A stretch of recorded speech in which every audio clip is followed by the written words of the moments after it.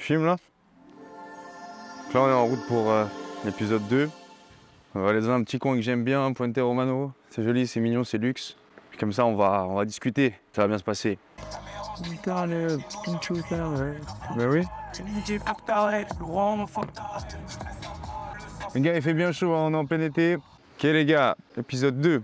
Le cercle relationnel, le cercle de fréquentation. C'est primordial d'être bien entouré. Si tu es bien entouré, tu auras les bonnes informations en avance, au bon moment, tu feras les bons choix. Si tu es bien entouré, ça veut dire que tu es bien conseillé, ça veut dire que tu en apprends tous les jours, forcément tu vas évoluer plus vite. Donc les gens qui t'entourent sont les gens qui vont soit te faire évoluer en bien, soit en mal. Ils vont te tirer avec eux dans les ténèbres si c'est des mauvaises fréquentations. Que ce soit au niveau du lifestyle, de la drogue, de plein de choses négatives. Si tu es mal entouré, tu vas sombrer. Ton navire, toi, tu vas couler. Et si tu es bien entouré, on va te tirer vers le haut. Bah, tu vas réussir. L'importance des choix, de qui vous vous entourez, des relations que vous faites. Alors certes, au début, quand on grandit, forcément nos relations, elles sont liées à l'endroit où on habite. Hein.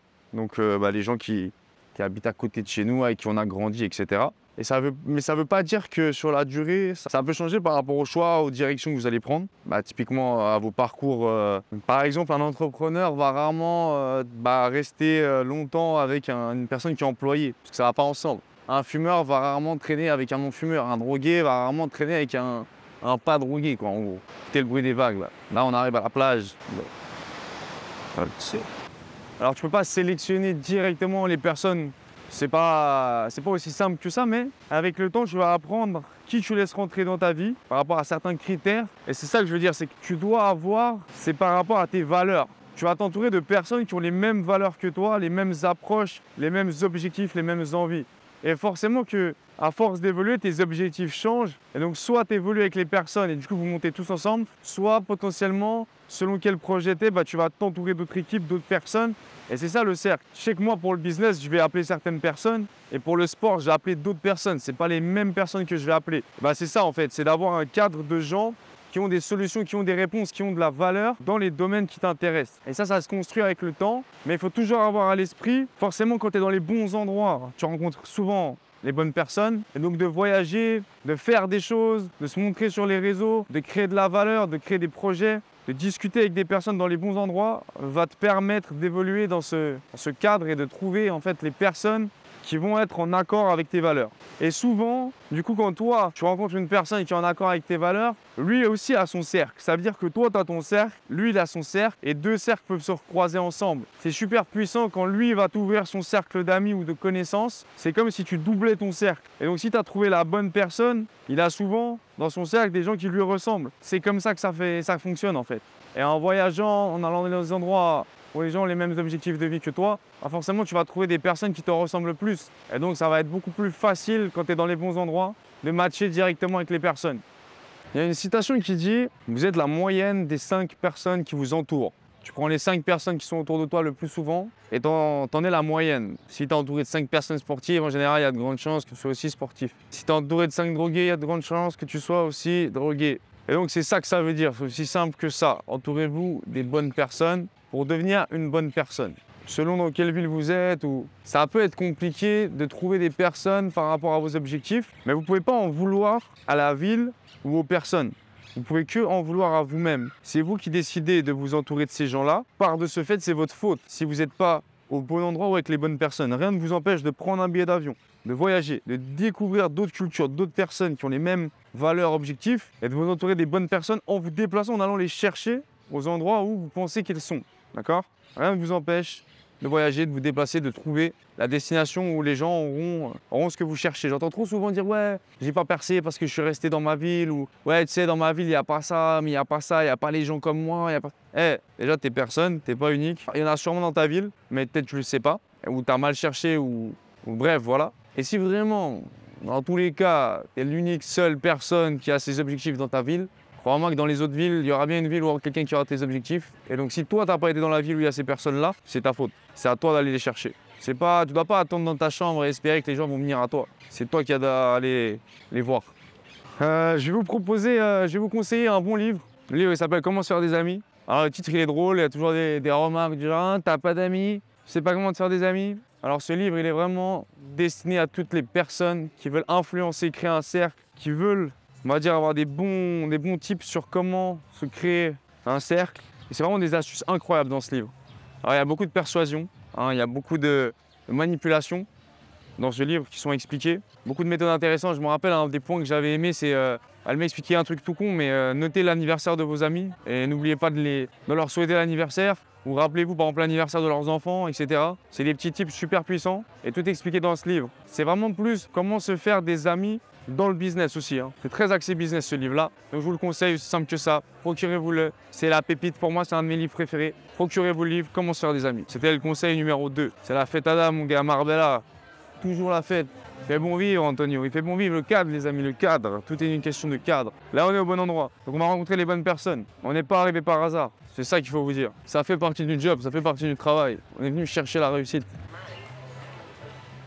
Là, on va voir l'importance et l'impact qu'a les réseaux sociaux et le marketing pour votre cercle, pour votre business. Comprenez l'importance de vous montrer de la bonne façon sur les réseaux sociaux. De vous vendre en fait, de créer un branding, un marketing autour de votre personne, que ce soit pour vous, votre business ou votre entreprise. Dans tous les cas, avoir un personal branding, donc se vendre en tant que personne, c'est super puissant. Aujourd'hui, les gens, ils ont besoin de savoir qui est derrière telle entreprise, derrière telle marque, derrière tel business. Ils veulent savoir qui est le CEO, le patron, le gérant, qu'est-ce qu'il fait de sa vie, comment il a fait, qu'est-ce qu'il fait de ses journées de libre. Ils veulent savoir ce qu'il mange, ils veulent savoir sa famille, ses enfants, ses voyages. Et à un moment donné, si vous voulez créer une confiance avec votre public, avec votre liste de clients, vos prospects, peu importe, il faut apporter de la valeur sur les réseaux sociaux. Il faut être présent et présentable. D'où l'importance du coup des réseaux sociaux, que ce soit les stories, les Instagram, faire du storytelling, parler de votre activité, parler de vos... Voilà, présenter vraiment les choses comme elles sont, comme on est en train de faire même maintenant. Le marketing, c'est comprendre l'influence qu'a le marketing sur votre produit. Comment faire en sorte que les gens consomment plus votre produit ou votre offre ou votre service. Comprenez simplement l'importance en 2022. Quoi, on est en 2021 ? Je suis dans le futur. On est en 2022 ?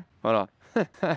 Comprenez l'importance. Ça l'est déjà pour moi personnellement depuis plus de 10 ans. Que ce soit Skyblog à l'époque, MySpace pour faire connaître sa musique et j'en passe. Mais aujourd'hui, plus que tout, tout le monde se vend sur les réseaux sociaux. Que ce soit une maison d'hôte, un appartement, un hôtel, une agence d'immobilier, un service, un vendeur de formation, un mec qui a une marque de vêtements, un mec, peu importe. Enfin, même le petit restaurant du coin, même le magasin de tabac du coin, même la station essence, ça va devoir se mettre sur les réseaux sociaux. Donc il y a un marché énorme en tant que travailleur des réseaux sociaux, si je puis dire. Que ce soit les personnes qui vont créer le contenu pour les agences ou les marques ou peu importe, donc la création de contenu, que ce soit la personne qui va gérer le contenu, la gestion des posts, etc. Il y a du travail pour tout le monde sur les réseaux sociaux. Il y a une part importante du marché à prendre. Les réseaux sociaux, ça fait qu'augmenter. On voit ça maintenant encore avec TikTok. C'est la folie, ça va vite. À l'époque, tu prenais, tu postais une photo sur Instagram toutes les 2 semaines, concentré, tu cadrais ton post, tu l'avais préparé au chaud, tu avais écrit ton meilleur message. Et aujourd'hui, tu fais 10 TikTok par jour. Okay, je sais pas si tu vois la différence. C'est la consommation, elle va beaucoup plus vite. C'est comme dans la musique. Il y a 10 ans, il y a 20 ans plutôt, tu avais ton CD, ton unique CD que tu écoutais de ton artiste préféré. Tu connaissais toutes les chansons, même celles que tu n'aimais pas au départ. Et tu le consommais, vas-y, ton CD, il durait 6 mois. Aujourd'hui, tu as Spotify. Il y a 10 albums qui sortent le vendredi. Tu les écoutes en 20 secondes. Tu mets juste le milieu de la chanson. J'aime pas. Next, next, next. La consommation, elle va beaucoup plus vite. Et sur les réseaux sociaux, c'est pareil. C'est 10 TikTok par jour, 10 réels, ça va super vite. Donc voilà.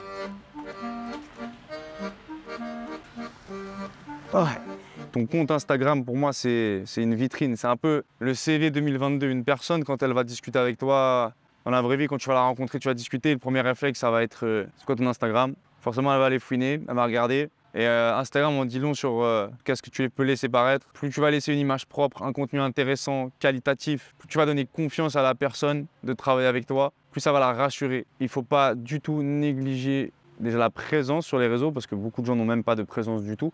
Et puis la qualité de ta présence, ce que tu apportes sur la plateforme, sur le réseau. Moi, je fais partie des gens qui ont toujours misé sur les réseaux sociaux, qui ont toujours cru en ça, au marketing. Et aujourd'hui, plus que jamais, on ne peut pas passer à côté. On est obligé d'être dedans, donc faites-le bien. Intéressez-vous réellement à ça, comprenez la plus-value que ça apporte à votre business et ne négligez pas les réseaux sociaux et le marketing. Cette année, vous me misez tout dessus.